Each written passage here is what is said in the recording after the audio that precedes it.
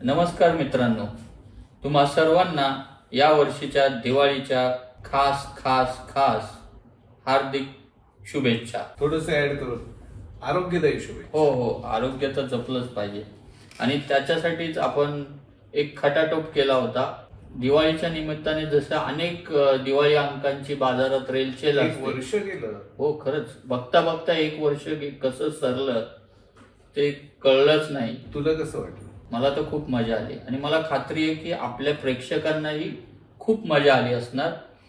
आमच्या हे एपिसोड्स बघताना त्यांना काहीतरी नवीन गोष्टी ऐकायला मिळाल्या असतील, स्वतःलाच त्यांच्या भावविश्वास ते रमले असतील. ह्या सगळ्या गोष्टी करत असताना, हे एपिसोड करत असताना थोडंफार मध्यंतरी एक ठहराव किंवा एक थांबा आला होता. त्याला आपण मध्यांतर किंवा इंटरव्हल म्हणू शकतो, कारण आम्ही बऱ्याच दोघांच्याही बऱ्याच व्याप असतात. दोघेही डॉक्टर असल्यामुळे आमचा दवाखाना सांभाळून या सगळ्या गोष्टी करत असताना आम्ही एक हाऊस म्हणून या सगळ्या गोष्टी करत असतो आणि त्यामुळे काही तांत्रिक अडचणी आल्या आणि त्यामुळे आम्हाला थोडंसं थांबावं लागलं. खरं तर त्याबद्दल तुम्हा सर्वांनाच खूप खूप दिलगिरी व्यक्त करतो.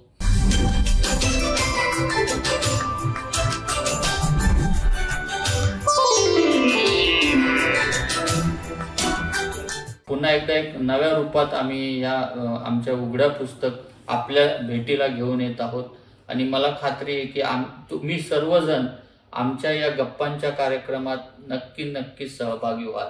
कदाचित काही प्रेक्षकांना, श्रोत्यांना असं वाटलं असेल की याने पुस्तक उघडलं पण आणि बंद करतात की काय, पण तसं काय बंद पडायचं नाही. त्याचे एपिसोड चालूच आहेत. हो. यालाच लागून आता जसं तुम्ही म्हणालात की मध्ये काही अडचणी आल्या, अपरिहार्य अडचणी आल्या, काय येतात अशा विचार करण्याचा. आणि हाच विषय आपण एक आरोग्य यात्रेचा दिवाळी अंक. आता कसं आहे, त्यावेळेला प्रत्येक जण जाऊन भेटायचा, एकमेकाला शुभेच्छा द्यायचा. हल्ली एक SMS पाठवून दिला की ते पोचतं तिकडे. हो. आरोग्य यात्रेच्या काळामध्ये, या दिवसांमध्ये, दिवाळीच्या अगोदर लगीन घाई असल्यासारखं प्रेसमध्ये तिकडे पडलेलं असायचं आणि तिकडे ऱ्हस्व दीर्घाच्या चुका काढायच्या, त्या परत रेक्टिफाय करायच्या. म्हणजे अजूनही मी सांगेन अनेकांना की दीपावलीतला दीर्घ आहे.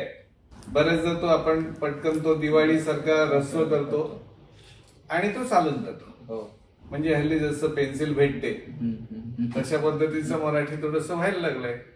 पण ह्या शुभेच्छा नुसत्या SMS पाठवल्या की कसं आहे की स्पर्शच होत नाही. अगदी स्पर्श आपला लांब गेलाय. कोरोना काळापासून म्हणा किंवा आणखीन काही कारणांनी असेल म्हणा, स्पर्शापासून आपण सगळे लांब गेलेलो आहोत. म्हणजे ती मित्रांना गळामिठी मारलेलं हल्ली आठवतच नाही. आणि याचं कारण असं की आपण सगळेजण कोणत्या ना कोणत्या तरी व्यापामध्ये अडकलेलो आहोत म्हणा, किंवा आपण ते अडकून घेतलेलं आहे. अगदी खरं. मध्ये मला कधीतरी त्रास झाला तेव्हा मी आमच्या कार्डिओलॉजिस्ट कडे गेलो होतो, तर त्यांनी मला सांगितलं की you have to change your lifestyle. तू तुझी लाईफस्टाईल बदल. आणि मलाही असं वाटतं की हा खरं तर कळीचा मुद्दा आहे. आता जशी दिवाळी साजरा करण्याची पद्धत बदलली, तशीच काळानुसार आपल्या सर्वांची जीवनशैली बदलली आणि त्यामुळे बरेचसे आजार हे जीवनशैलीशी निगडीत लोकांमध्ये आढळून येतात. म्हणजे आता कसं आहे की आता रात्रीचा 1 वाजलाय, डॉक्टर रसाळ दवाखान्यातून आलेले आणि त्याच्यानंतर ते शूट करतायत. हे शूटिंग चालेल 3-4 वाजेपर्यंत चालेल. याला आपण बदललेली जीवनशैली म्हणतो. म्हणजे खरं तर 10 वाजता झोपायला पाहिजे. एक सलग 7 तास आपली झोप व्हायला पाहिजे. मेंदूमध्ये जे काही चाललेलं असतं सगळं ते थांबायला पाहिजे. आणि मग आपल्याला जसं आहार व्यवस्थित असायला पाहिजे, निद्रा व्यवस्थित असायला पाहिजे. हे जर चांगलं असेल तर तुमचं आरोग्य चांगलं राहतं. बरोबर आहे. आता हे ज्या वेळेला हा विषय घेतला त्यावेळेला काय होतं, म्हणजे वेगवेगळे आपण व्यवसाय घेतले. काही बुद्धिवादी असतात, म्हणजे बुद्धिजीवी असतात, काही जे आहे ते श्रमजीवी असतात. काय होतं म्हणजे तो पोस्टमन असेल, कुरिअर बॉय असेल, तो माथाडी कामगार असेल की ज्यांना खूप चालावं लागतं. आता बरीचशी मंडळी अशी आहेत की जी आपलं फिजिक्स चांगलं राहण्यासाठी म्हणून सकाळी म्हणजे तरुणपणामध्ये ते काही खेळले नाहीत, त्यांनी काही धावलं नाही किंवा चालले नाहीत, काही केलं नाही, परंतु आता आपण फिट राहायला पाहिजे म्हणून ते शिवाजी पार्कच्या कट्ट्याच्या वरती गोल गोल गोल गोल गोल गोल राऊंड मारत असतात. मॉर्निंग वॉक, इव्हनिंग वॉक जो काय असतो तो. पण हा झाला व्यायाम. ज्या वेळेला ओस्मान सारखी माणसं व्यवसायामुळे जिने चढउतार करतात, कुरिअर बॉय येतात, ते सुद्धा शेवटी उदरनिर्वाहाचं साधन म्हणून त्यांनी ते घेतलेलं असतं. पोट हे भरावंच लागतं आणि त्याच्यासाठी आपल्या ताकदीपेक्षा जास्त असा ज्या वेळेला व्यायाम होतो त्यावेळेला त्याचा आरोग्यावरती परिणाम होतो का? तर होतो ना, निश्चित होणारच. त्याच्यामध्ये वातप्रकोप होणार. अतिश्रम व्यायामात अपतर्पणात श्लोक आपण पाठ केलं होतं त्याच्याप्रमाणे तो. आणि मग यांना व्याधी कोणत्या स्वरूपाची होतील? तर त्यांना सांध्याचे व्याधी हे होणार. बरोबर, कारण पायावरती जास्त प्रेशर येतं किंवा त्याचा आपण अतिवापर करतो. अगदी बुद्धिवादी लोक आपल्या बुद्धीचा अतिवापर करतात. आताची मुलं जसं सांगतात तसं मोबाईल घेतल्याशिवाय लहान 1 वर्षाचं मूल हे जेवत नाही. कोणी दिलं त्याच्या हातात मोबाईल? पालकांनीच दिला ना. म्हणजे पालक येतात आपल्याकडे आणि सांगतात की ते बघा ते तो असं असं ऐकत नाही. पण त्याला दिलं कोणी? त्याला तुम्हीच दिलं आणि त्याच्यामुळे त्याला सवय लागली. मग तेव्हा शाळेमध्ये कोणाला तरी चष्मा असायचा, आता बऱ्याच जणांना चष्मा असतो, मुलं लठ्ठ झालेले दिसतात. ह्याला कारण पालकच असतात. या सगळ्या व्यवसायांचा विचार करताना समोर काय आलं तर जे गुरुजी असतात, लग्न लावणारे, मुंजी लावणारे किंवा मोठ्या आवाजामध्ये मंगलाष्टका म्हणणारे, मोठ्या आवाजात बोलणारे, ते गुरुजी असू देत, ते प्रोफेसर असू देत किंवा तो फेरीवाला असू देत, त्याच्या गळ्यावर ताण हा येणारच. आणि त्याच्यानंतर त्यांना होणारे व्याधी जे असतील हे व्याधी त्याच स्वरूपाचे असतील. बरोबर. अर्श एकाच जागी नरम गादीवरती बसल्यानंतर अर्श किंवा पाईल्स हे होतात, हे कारण सांगितलंय त्याचं. मग तो एखादा शेट असेल की जो गादीवरती बसून तिकडे काही कापडाचा धंदा किंवा आणखीन कशाचा तरी, त्यावेळेला तसं असायचं की उभं राहून काही सेल्समन असायचे नाही, ते गादीवर बसलेले असायचे. बस्ता वगैरे त्यावेळेला कापडाच्या दुकानात. एखादा ड्रायव्हर असेल तो तासन तास बसत असेल. बरोबर. एखादा स्वतःची गाडी घेऊन जात असेल तोही तासन तास बसत असेल. मग यांना होणारे व्याधी कोणते असतात? तर यांना होणारे व्याधी हे पाईल्स असू शकतात किंवा मूत्राशमरी सारखे असू शकतात, कारण तो वेगाचा अवरोध केलेला असतो. डॉक्टरांकडे गेल्यानंतर डॉक्टर पेशंटला विचारतात की तुमचा व्यवसाय काय करता तुम्ही? पेशंट लगेच कॉशियस होतो की जर असं काहीतरी सांगितलं की मी अमुक काहीतरी करतो तर कदाचित हे आपला दर जो आहे जास्त पैसे घेतील. आपण कोण आहोत आणि काय आहेत आम्हाला काही घेणं देणं नसतं. तुमच्या पैशाशी आमची ठरलेली फी असते, तेवढी फी आम्ही घेतो. एखादा गरीब असेल तर त्याकडून कमीच घेतो, परंतु त्याच्यावरती ते अवलंबून असत नाही की तुम्ही काय करता, फक्त तुम्ही काय करता याच्यासाठी व्याधीशी त्याचा संबंध आहे का हे डायग्नोसिस आपलं. पेशंट आहे ना हे असं प्लेड करण्यामध्ये अतिशय हुशार असतात. म्हणजे तुम्ही ड्रिंक्स वगैरे काही घेता का? त्यांचं लगेच असतं की क्वचित वर्षातून एक दोनदा ओकेजनली असं त्याला शोधत. मग त्याला विचार कशातून घेता? मग त्याचं येतं की नाही पाण्यातून घेता. ऑन कधी घेतलं नाही. असं करत करत तो पेशंट जो आहे हा खुलत जातो आणि मग आपल्याला कळतं आपल्याला काही त्याची पर्सनल माहिती अजिबात आवश्यक असत नाही. फक्त त्याचं खाणं कसं आहे, त्याचं एकूण आहार सेवन कसं आहे हे आपल्याला त्याच्यामध्ये बघायला मिळतं. आपल्या बदललेल्या जीवनशैलीमध्ये बरंचसं आपलं आयुष्य म्हणजे पाव आयुष्य किंवा पाव दिवस हा आपला प्रवासातच जातो. ट्रेनमध्ये उभं राहण्यापासून ती माणसं कशी लोंबकळत तिकडून येतात भगवान जाणे, परंतु ती तशी येतात. एवढ्या वेळ पायावरती उभं राहिल्यानंतर रात्री घरी गेल्यानंतर पायावरती सूज येणं शक्य आहे. अशा पद्धतीचं त्यांना काय त्यांचा एकूण दिनक्रम कसा असतो कधीतरी आणि आता ते जे झालंय पटपट पटपट करायचं आणि काहीतरी मागून घ्यायचं. मग रात्री 1:30 वाजता पप्पा आईस्क्रीम मागव. पप्पा पण सकाळच्या गडबडीमध्ये हे झालेलं असतं आणि मुलं पुढे कौतुकाने मागतायत. पण ठीक आहे, बायको सांगते मग तू खाऊ नका, तुला शुगर आहे. मग आजचा दिवस, मग तो आजचा दिवस उद्याचा दिवस असं करत आज आईस्क्रीम खाल्लं, उद्या गुलाबजाम खाल्ला, परवा जिलबी खाल्ली, असं करत मधुमेह जो आहे हा वाढत जातो. म्हणजे ही जी आपली बदललेली जीवनशैली आहे ही आजाराला काही प्रमाणामध्ये कारणीभूत आहे. मग त्यावेळेला विचार असा केला की या क्षेत्रातली जी दिग्गज माणसं आहेत वेगवेगळ्या क्षेत्रातली की ज्यांचा अतिवापर आहे, ते जास्त विचार करतात किंवा जास्त श्रम करतात. आता ही कामगार मंडळी जी आहेत ही काम करतात हे आपल्याला तर माहितीच आहे. मग 4 जणांच्या मुलाखती घ्यायच्या ठरवल्या की काय त्यांचं एकूण त्यांचे विचार त्याच्याबद्दलचे काय आहे.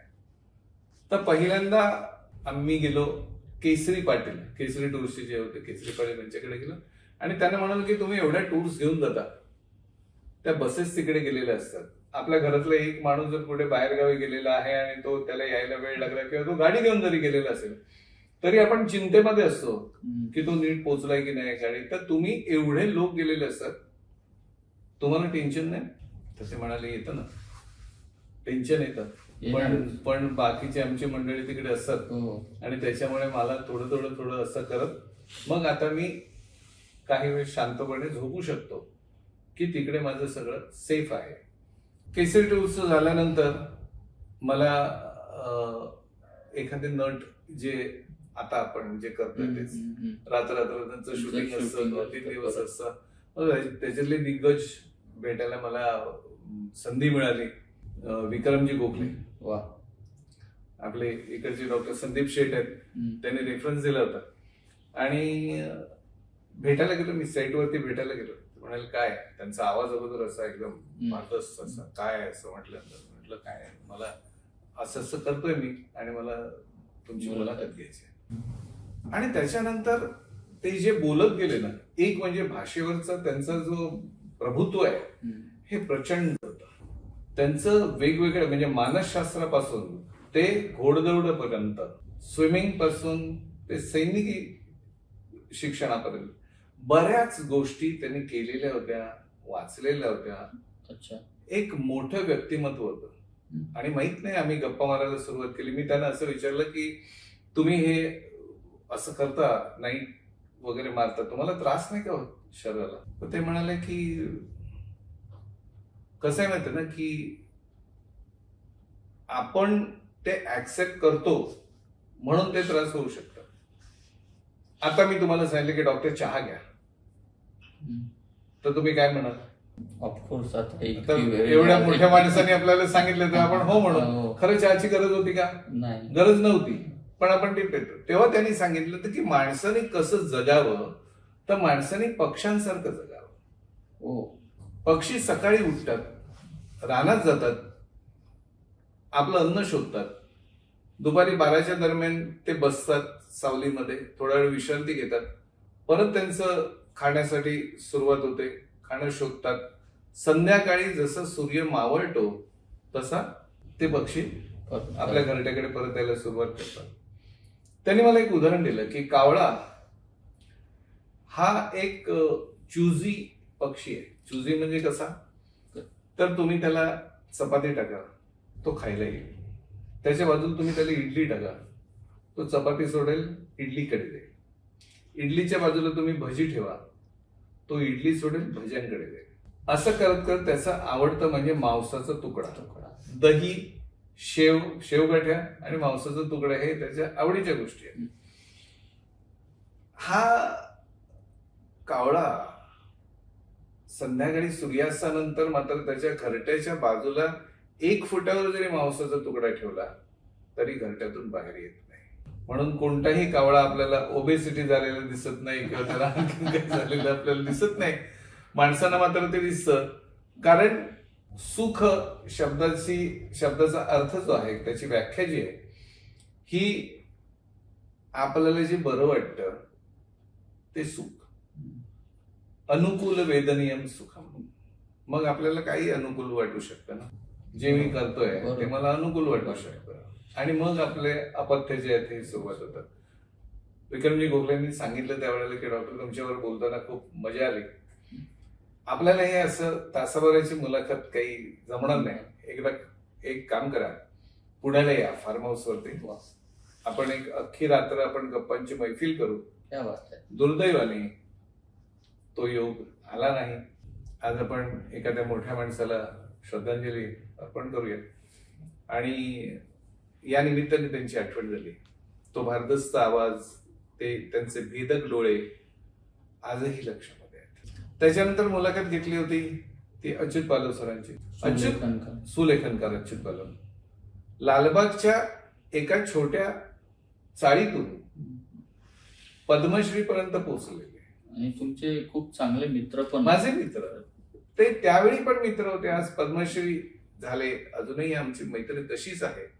परंतु अखंड काम करणं म्हणजे आज कुठे बरं एवढी एनर्जी आणतात कुठून माहित नाही, पण एनर्जी त्यांच्याकडे जबरदस्त आहे आणि ते अनेकांना मोटिवेट करतात की तू हे कर अशा पद्धतीचं त्यांचं. तिथे बसून एवढा वेळ ते सुलेखन करणं त्रास होणार ना. मांडी घालून बसणं किंवा हे चित्रकार वगैरे मंडळी एवढे तास तिकडे बसतात. त्यांचे ते प्रतिनिधी होते. तर त्यामुळे अच्युत पालव सरांची मुलाखत घेतली होती. आणि त्याच्यानंतर ज्यांच्याकडे अनेक जण जातात आपल्या मानसिक तक्रारी घेऊन, अशा राजेंद्र बर्वे सरांनी त्यांच्याकडे जाऊन त्यांची मुलाखत घेतली की बाबा म्हणजे सूर असा होता, ह्या वाक्यामध्ये विचारलं नाही, परंतु एखाद्या मानसशास्त्रज्ञाला म्हणजे तज्ञाला की बाबा एवढ्या लोकांचे मनाचे जे चाळे आहेत हे ऐकल्यानंतर तू वेडा कसं नाही झालास. तर तेव्हा त्यांनी मला सांगितलं की बघ मी तुला एक सांगतो, मी दवाखान्यात जोपर्यंत असतो ना तोपर्यंत पेशंटचे जे प्रॉब्लेम असतात ते प्रॉब्लेम मी ऐकतो, त्यांना सल्ला देतो. एकदा मी दवाखान्यातून बाहेर पडलो की मी शटर लावतो. जसं दवाखान्याचं लावतो तसं त्या विषयांचंही लावतो. नाही तर एवढ्या लोकांचे टेन्शन जे आहेत ही जर मी घेत गेलो तर खरोखरच मला त्रास आहे त्याचा. म्हणून मी सकाळी वॉकला जातो तेव्हा कानामध्ये हे घालतो, गाणी ऐकतो. बाकीचा माझा दिवस आहे हा आनंदात जातो. आपल्याला काय अजून असं जमलेलं नाही. एखाद्या पेशंटला काहीतरी असेल तर ते डोक्यामध्ये असं फिरत राहतं की तो कसा असेल, त्याला बरं वाटलं असेल की नाही. अजून आपण अटॅच झालोय पण आपल्याला डिटॅच होता येत नाही, जरी किती वैद्यक शास्त्राने सांगितलं. तर हा जो आहे बदललेली जीवनशैली पूर्णतः, म्हणजे आपण रात्रपाळी करतो, दिवसा झोपतो. आणि आयुर्वेदाप्रमाणे बघायला गेलं तर दिवसा झोपल्यानंतर कफ वाढेल, रात्री जागरण केल्यानंतर तुमचा वात वाढेल. ही जी कारणं आहेत याप्रमाणे फक्त म्हणजे व्याधी होण्याची जी कारणं आहेत, दोष प्रकोप होण्याची जी कारणं आहेत ही आपल्याला शहरामध्ये आढळतात. ह्याचं कारण असं की आपण कागदाच्या मागे लागलो, म्हणजे पैशांच्या. राईट. त्या पद्धतीने आपण गांधीवादी आहोत. आपण सतत धावत असतो आणि त्याला काहीही एंड नाही. बरोबर. तर ते आणखीन मिळवावं म्हणजे 1 BHK झाला, मग 2 BHK झाला, मग 3 BHK झाला. दिल मागे मोड अशा पद्धतीने ते असतं.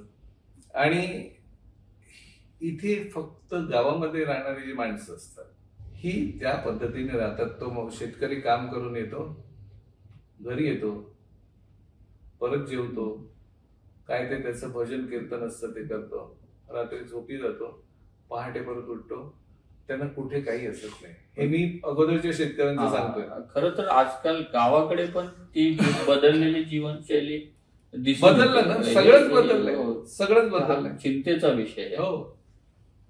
आणि आपण ह्याच सगळ्या गोष्टी त्या अंकामध्ये मांडल्या होत्या. हो. आणि त्याचा आपल्या आरोग्यावर कसा परिणाम होतो हे तर आपण आपल्या गप्पांमधून लोकांना सांगतच आहोत. आणि त्याची कॉपी मला मिळत नव्हती. म्हणजे आरोग्याचं संपादक पण त्याच्याकडे एक कॉपी नाही. शेवटी आमच्या सौ रसाळ्यात त्यांनी मला एक कॉपी त्याची उपलब्ध करून दिली की हे बदललेली जीवनशैलीची ही कॉपी आहे. आणि अजूनही मला आठवतं की ह्याची सगळी मुखपृष्ठ होती ही पालव सरांनी बनवली होती आणि ती खूप छान होती. आजही ती डोळ्यासमोर तशीच आहे, हातात नाहीये. आणखी सर की खाण्यापिण्याच्या वेळा बदलल्यानंतर काय परिणाम होतो किंवा कशा प्रकारे आपल्या आरोग्यावर अनेक गोष्टींनी परिणाम होतो. खाण्यापिण्याच्या वेळा बदलल्यानंतर आज माझ्याकडे पेशंट आला होता, तो म्हणाला डायबिटीज आहे मला, मी कारल्याचा रस पितो रोज, मी मेथीचे दाणे जे आहेत हे 4 चमचे मेथीचे दाणे रात्री भिजत घालतो, दुसऱ्या दिवशी चावून खातो. मी म्हटलं हे तुला कोणी सांगितलं? नाही हो बाजूवाले हो बोले. म्हटलं ते काही याच्यातले तज्ज्ञ आहेत का सांगणारे, आहार तज्ज्ञ आहेत का? त्यांना विचारून तुम्ही करा. सगळ्या कडू गोष्टी ह्या मधुमेहावरती काम करतातच असं नाहीये. तसा कुठे ग्रंथामध्ये उल्लेख नाही. उगाच आयुर्वेदाच्या नावावरती काहीतरी खपवण्यात अर्थ नाहीये. आणखीन एक जन्माला आले व्हॉट्सअप युनिव्हर्सिटी जी असते तिथे जास्त त्रास आहे. ती जास्त त्रास आहे काय? सर्वसामान्य माणसाला वाटायला लागतं की हे काय सोपं आहे आणि आयुर्वेदिक औषध म्हणजे काय, त्याला काय साईड इफेक्ट वगैरे नाही. असं कसं? कारलं तुम्ही जर रोज अर्धा कप कारल्याचा रस घेत गेलात तर 1 आठवड्यानंतर तुम्हाला आम्लपित्ताचा त्रास होणार. चिकित्सा कोणती चांगली की जी घेतल्यानंतर तो रोग बरा होतो पण दुसरा रोग उत्पन्न करत नाही, ती चिकित्सा चांगली. तर अशा पद्धतीचं हे जे बदललेलं आहे म्हणजे किती खावं, काय पदार्थ याच्यावर ठरतं. कसली भाजी आहे? गवारीची भाजी आहे. हो काय, मला भूक नाही, पोट बरोबर नाही. पण ते तर चांगले मासे वगैरे असं असेल तर वाढवण, मला भूक लागली नाही. तर हा जो फरक आहे म्हणजे कधीतरी मी 4 पोळ्या खाईन आणि कधीतरी मी नको. आमचे एक मित्र होते, नाव सांगणं बरोबर नाही, परंतु त्याने विचारलं अरे भूक लागली, तू चपाती भाजी खाऊया का? आपण आता बाहेर. नको, भूक नाही. बाहेर पडल्यानंतर त्याने आपण तंदुरी खाऊया. हो, अरे चपाती भाजीला भूक नव्हती, तंदुरीला भूक आली. अशाही पद्धतीचं असतं. म्हणजे ती खरंच भूक असते का की ती जिव्हा लोलुपता? जिव्हा लोलुपता त्याच्यामध्ये जास्त प्रकारचे. आता हे आपण किती जणांना कसं सांगणार? म्हणजे माझी मुलगी मला सांगते तू ना हेकट आहेस, हट्टी आहेस, म्हणजे तू पिझ्झा बर्गर जे आहे ते एक तुकडा खाऊन बघायला काय हरकत आहे तुला? पण मी म्हटलं मला नाही खायचं, मला नाही आवडतच नाही, आवडत नाही ते मी खाणार नाही. रात्रीचं असं सांगितलं की आज पाणीपुरी, पाणीपुरी हे जेवण, तर माझं संपत नाही दिवस. ती रात्री पोळी तरी पाहिजे किंवा भात तरी पाहिजे तर आपलं जेवण पूर्ण होतं. अशा लोकांना मागास समजलं जातं, ऑर्थोडॉक्स. राईट. कळलं की नाही की ह्यांचे विचारच असले म्हणजे हे फक्त त्याच्यातच होणार. मला सतत असं वाटत राहतं की ते सॉस वगैरे काहीतरी त्याच्या बरोबर देतात ते चांगलं असतं का? हे अमुक गोष्टी असतात ते चांगल्या असतात का? त्या सगळीकडे जगामध्ये सांगतात की नाही ते पिझ्झा बर्गर वगैरे असे तुम्ही काही खाऊ नका, बटाटवडा वगैरे असे बाहेरचं जे आहे हे फूड तुम्ही खाऊ नका, घरातलं खा असं सांगतो. आता गंमत बघा, बाहेर पिकनिकला गेल्यानंतर तिथे जाऊन आलेले लोक सांगतात तुम्ही त्या अमुक ह्याच्यात जा हॉटेलमध्ये, घरच्यासारखं जेवण मिळेल. अरे घरगुती जेवण खायला बाहेर कशाला जायला पाहिजे? चुलीवरचं जेवण. म्हणजे ते जे आहे ते खाण्यासाठी आपण बाहेर जायचं, घरातून बाहेर जाऊन घरगुती जेवण जेवायचं. जायचं तर ते तिकडचंच खायचं नाही आणि ज्या गावामध्ये आपण जाणार त्या गावाचं खायचं असतं. अर्थात ती त्या माणसाची तशी प्रकृती असायला पाहिजे, तसं असायला पाहिजे. मी तुला सांगतो की संगमनेरचं जेवण जे आहे हे खूप तिखट असतं, खूप भयंकर जेवण. म्हणजे मी एकदा काही कॉलेजच्या कामासाठी तिकडे गेलो होतो आणि तिकडे सकाळी गेलो तर मिसळ पाव मागितला. मी ते पाव बुडवलं आणि आग तर झालीच पण तो गिळला पण जाईना, अर्धवट राहिलं. तो शेवटी तो पाण्याबरोबर गिळला आणि मी स्पष्टपणे तिकडे जिलबी मागवली आणि जिलबी खाल्ली सकाळी, कारण दुसरं काहीच अवेलेबल नव्हतं. तर काही लोकांना अशा मिरच्या ते पोपटासारख्या खातात, तो त्यांचा स्वभाव, त्यांच्या प्रकृतीला ते मानवतं म्हणा किंवा नंतरच्या काळामध्ये त्यांना त्रास होतो म्हणा. परंतु आपण आपली बॉडी किती सहन करू शकेल, आपलं शरीर किती सहन करू शकेल याप्रमाणे तुमचा आहार असायला पाहिजे. दुसरी गोष्ट असं की सकाळी जेवलो आणि रात्री जेवलो मध्ये काही खाणार नाही, असलं काही करू नये. फक्त मी असं सांगेन की 4 तासापेक्षा जास्त वेळ पोट रिकामं राहू नये आणि 4 तासाच्या आतमध्ये कोणी किती आग्रह केला तरी घेऊ नये. ते पचन करायला आपल्याला बरोबर ती संधी आपण शरीराला द्यायला पाहिजे. तसंच सर, पाणी पिण्याबद्दल बरेच गैरसमज लोकांमध्ये असतात. बरेच जण स्वतःला हायड्रेट करून घेण्यासाठी खूप जास्त पाणी पितात. तर त्याचं काही प्रमाण वगैरे असं काय आहे का? शरीर तुम्हाला सांगतं की मला पाणी हवं आहे. पाणी किती प्यावं तर शरीर सांगेल तेवढं. शरीर तुम्हाला उन्हाळ्यात वेगळं सांगतं, शरीर तुम्हाला हिवाळ्यामध्ये वेगळं सांगतं. उगाच आपलं फ्रीजच्या बाजूला गेलो, फ्रीज उघडला म्हणून पाण्याची बाटली काढली, 2 घोट मारले, ठेवून दिली. असं करून आपण जर पाणी एकसारखं घेत राहिलं तर अननेसेसरी आपण जास्त काम त्याला करायला लावतो किडनीला. त्याची काय गरज आहे? अगदी कोणतीच गोष्ट अति प्रमाणामध्ये केली किती वाईटच. बरोबर आहे. काही जणांना असं वाटतं की सकाळी पाणी खूप 1 लिटर पाणी पिलं म्हणजे माझा संपूर्ण दिवस आयुर्वेदाप्रमाणे ते चूक आहे असं मला वाटतं. कारण अग्नीवरती पाणी टाकल्यानंतर काय होईल? विजेल.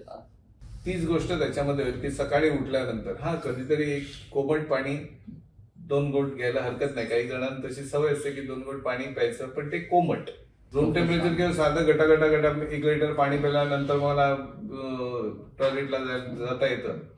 हा गैरसमज आहे. आता जसं आपण पाण्याबद्दल, आहाराबद्दल आणि मगाशी तुम्ही एक चांगलं की हल्ली आपण स्पर्श विसरलोय, त्याच्याऐवजी आपला टच हा स्क्रीनकडे जास्त वळला आहे.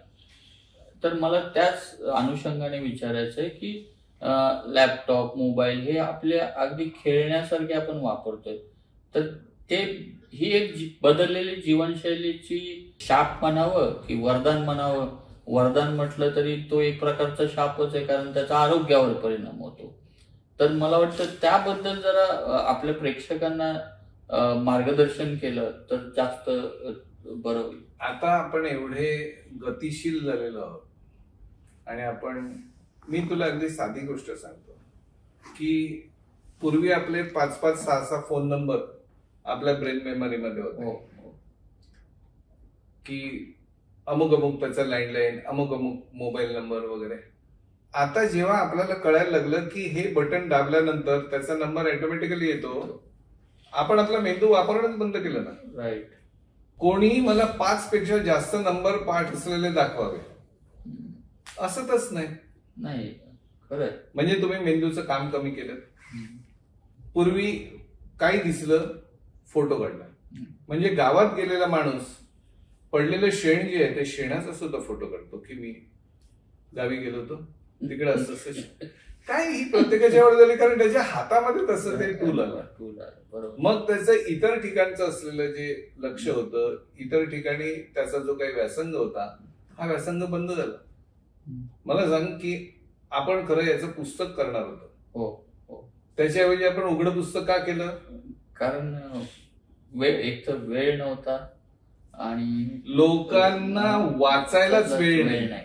त्याच्यापेक्षा लोकांना ऐकणं हे आवडतं. आणि ही जी बदललेली जीवनशैली आहे ही परत पूर्वपदावरती येईल असं मला वाटत नाही प्रामाणिकपणे. बरोबर. कारण किती जणांना तुम्ही सुधारवणार? राईट.